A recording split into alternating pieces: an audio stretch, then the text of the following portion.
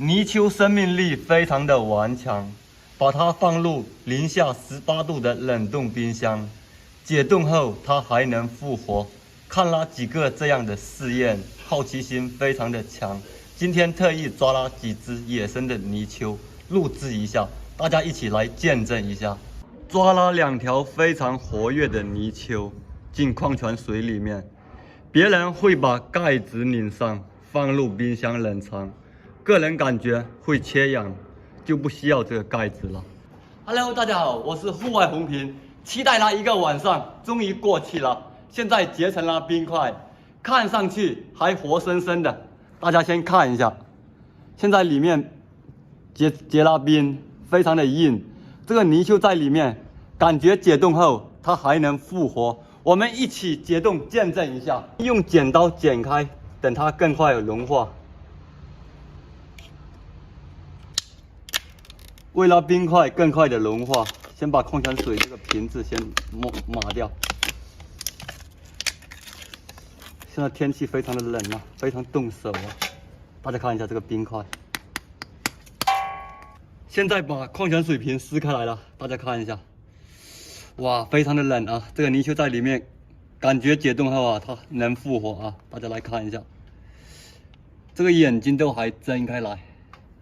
看上去还活灵活现的。用我家这个井水，这个井水有点暖，更快解冻。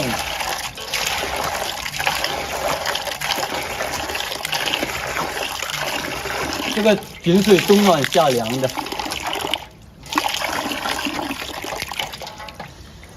哇，大家来看一下，它慢慢融化这个冰了啊。很快融化呀，这个水有点暖，现在快融化了啊！这个泥鳅都出来了，我再弄个水，刚才它的胡子啊都还在动啊，再加点这个水，这个水好暖的，马上要解冻了啊！这个泥鳅还有点硬，但是它的胡子大家仔细看一下，它的胡子在动了。胡子感觉在动，还是这个水弄得它的胡子在动？这个泥鳅还非常硬啊，等它完全融化吧。大家猜到了最后能成功吗？现在这个冰块融化了，就还有一点点了，泥鳅也出来了。这个泥鳅它还有一点点僵硬，但是现在感觉呀，它没有复活啊。这个泥鳅啊，在零下冰箱里啊。完全是不能成活的啊！看来我看的那些视频啊，完全是骗人的。大家也见证到了，那些视频啊，就是一个谣言啊。